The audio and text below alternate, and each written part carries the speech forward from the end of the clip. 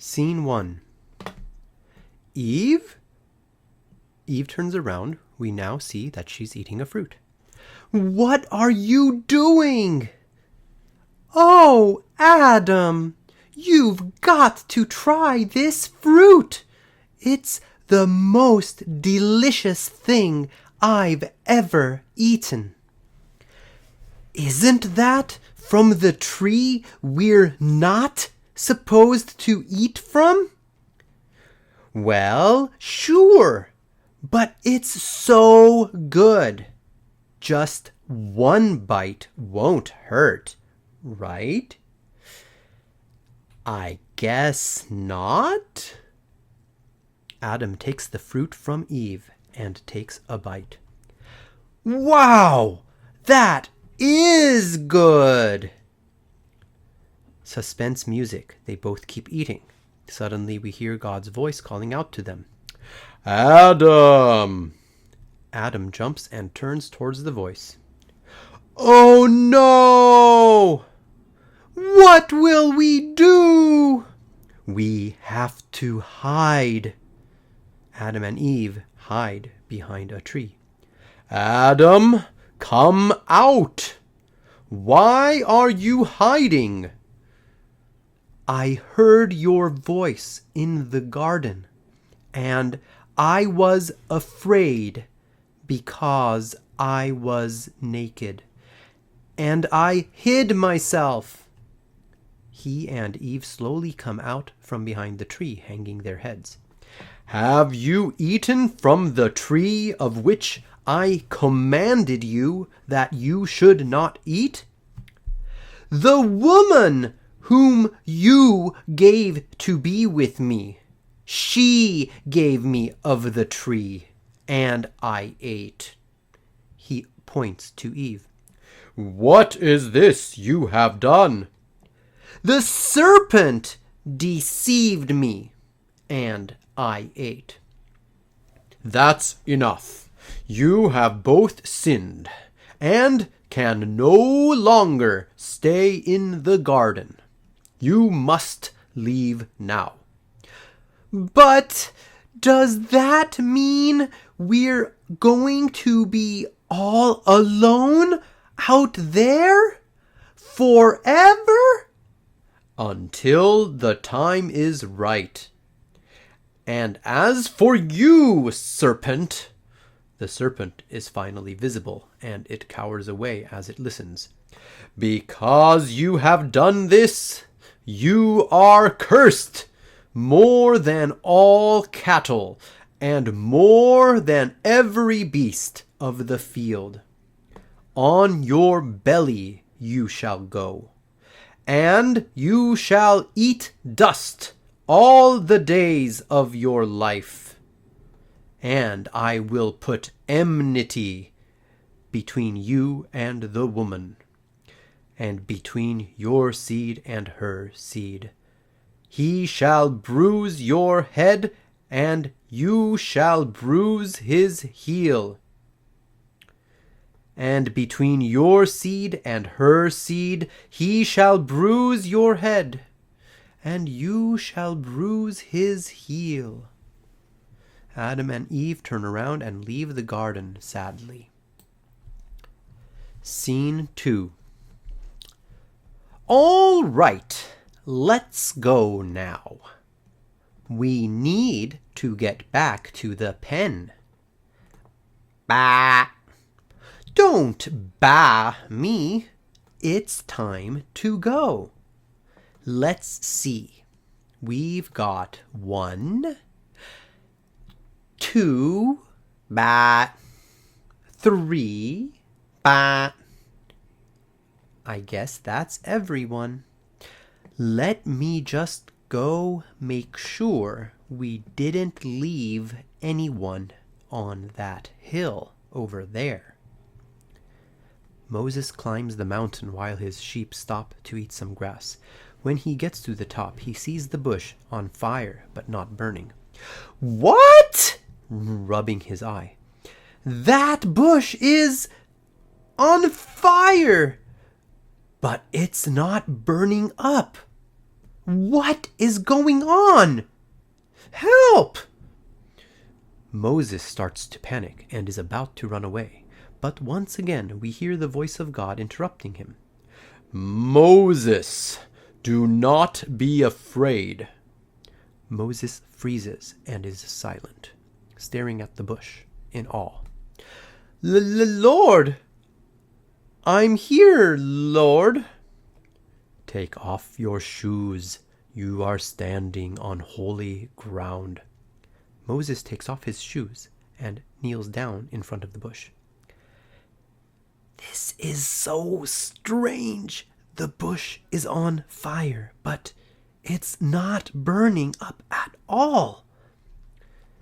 Behold, I have seen the suffering of my people, and I will free them from their bondage.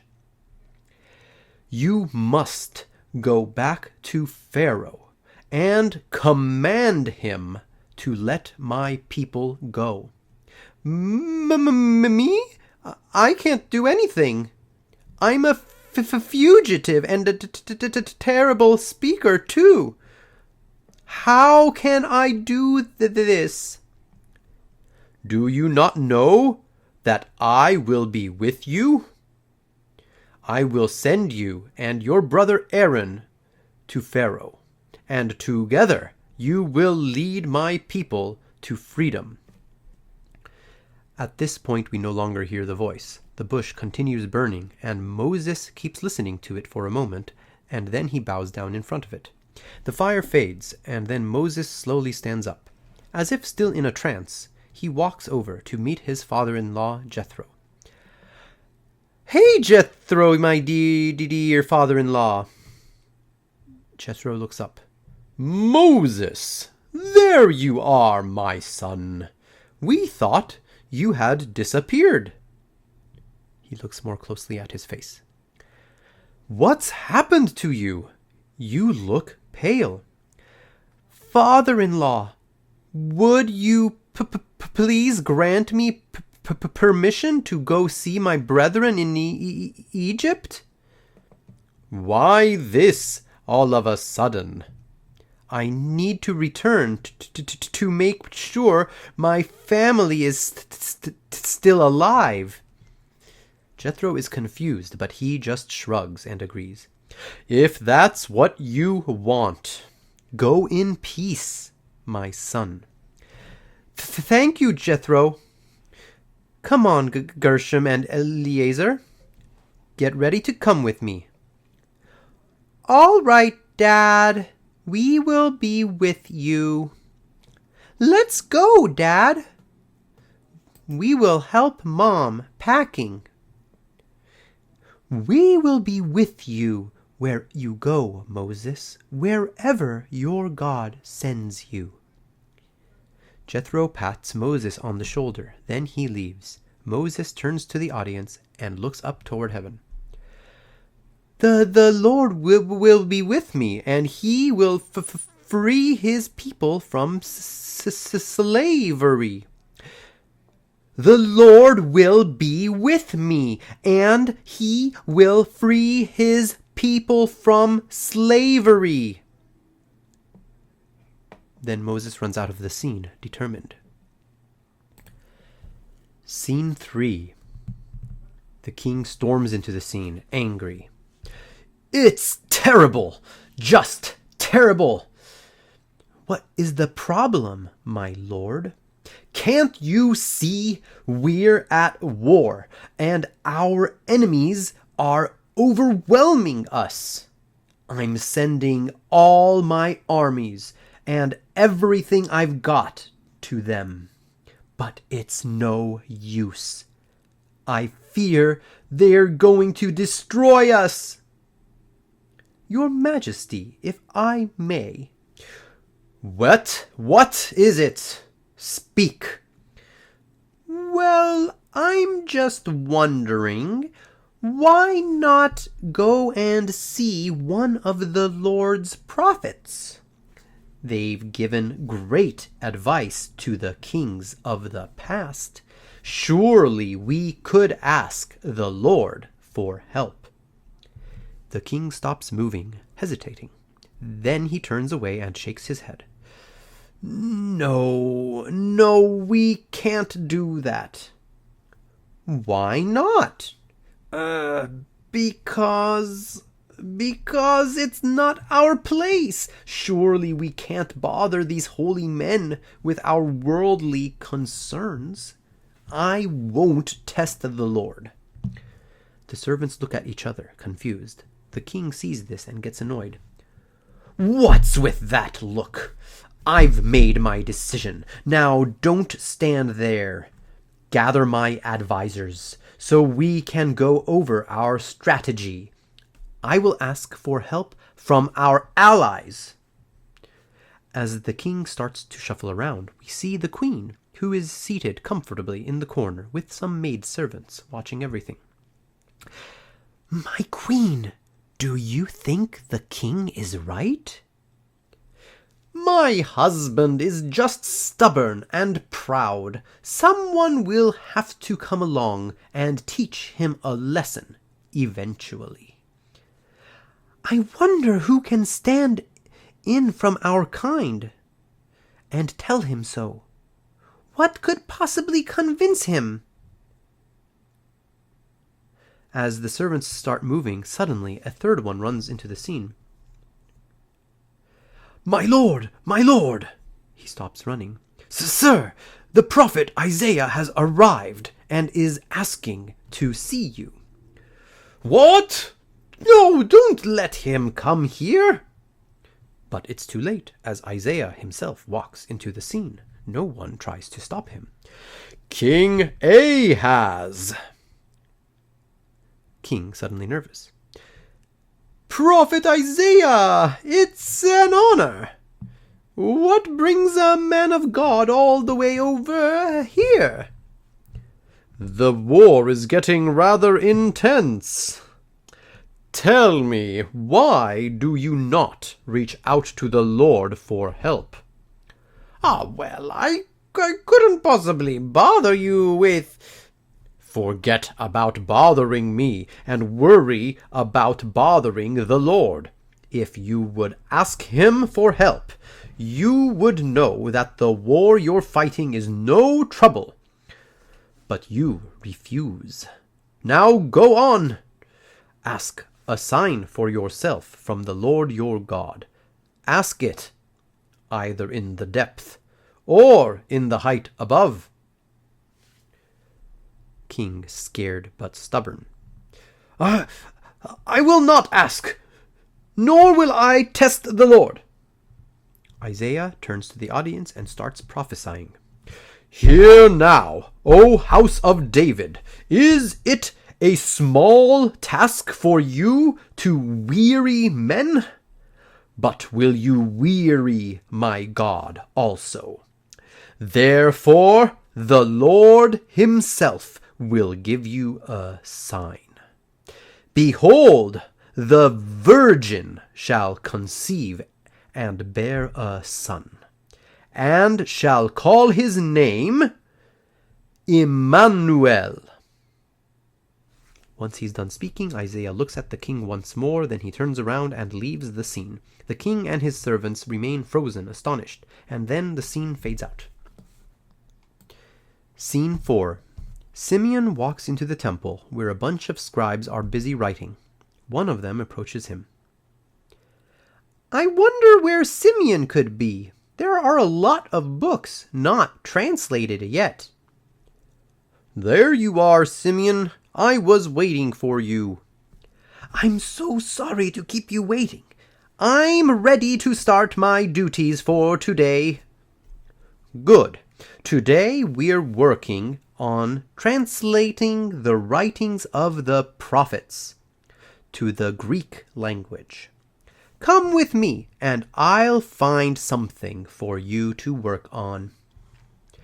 He follows the scribe to a shelf full of scrolls. While the other scribe is searching, Simeon looks at the other scribe's writing. Wow! Looks like you're already hard at work. Yes, I'm working on the prophet Micah. Fascinating! And you? Book of Jeremiah. I wonder which one I'll be doing. At this point, the first scribe finds the right scroll for Simeon. Ah, here we go. You're going to work on translating the prophet Isaiah. He hands a stack of papers to Simeon. All right, thank you. I'll get to work right away. The first scribe leaves. Simeon takes the papers to the table and sits down. He picks up a pen and begins writing. All right, let's see here. And the king refuses a sign. So Isaiah replies, Here is your sign. Behold, a virgin shall bear. Wait a minute. Simon picks up the paper and looks at it closely. He frowns. A virgin shall have a son? Well, that doesn't make any sense. How could a virgin have a child without a man? He thinks for a moment. It must be a mistake. I'll write down girl instead. He leans down to write, but then is stopped when he hears a voice. Simeon! Huh? He looks up. Did someone call me? Simeon looks at the other scribes, but they're all busy writing. Simeon! Simeon realizes the Lord is talking to him. He looks upward in shock. Why do you doubt what is written? I just don't understand. How can a virgin have a child? Nothing is impossible for the Lord your God. You will translate the prophecy exactly as it's written. And behold, you will not see death until you witness these events come to pass. The voice fades away. Simeon stays there for a moment, recovering. Then he shakily starts writing again. And behold, the virgin will bear a son, and he shall be called Emmanuel. Scene 5. Many years later, we see the crowds conversing near the temple. At one of the steps, an old woman named Anna sits praying, and she is approached by her friend. Anna, I knew I would find you here. My friend, please come. It is time to give thanks to the Lord. Oh, Anna, ever since your husband died, you've spent all your time praying and fasting in this temple. It is what I'm called to do. And besides, what better time is there than now to give thanks to the Lord? For behold, our Redeemer is here. If you say so, in that case, let me join you. Anna's friend sits down next to her, and they both start to pray. Our attention then shifts to two people walking into the temple. As they enter, they pass by Simeon, who is now much older and is sitting by himself. Who's that man sitting over there? That's Simeon the elder. He's the oldest one in the temple. Come on, let's not bother him. The two people leave. Simeon doesn't acknowledge them. Instead, he just talks to himself. For many, many years I've been waiting. Perhaps soon I'll see the Lord's salvation come to pass. As he is speaking, we see Mary, Joseph, and baby Jesus enter the temple from the other side. They talk to another priest. Even though Simeon is sitting on the other side, he suddenly feels something when the family enters. He sits up straight. Then he slowly gets up and starts walking to where the Holy Family is.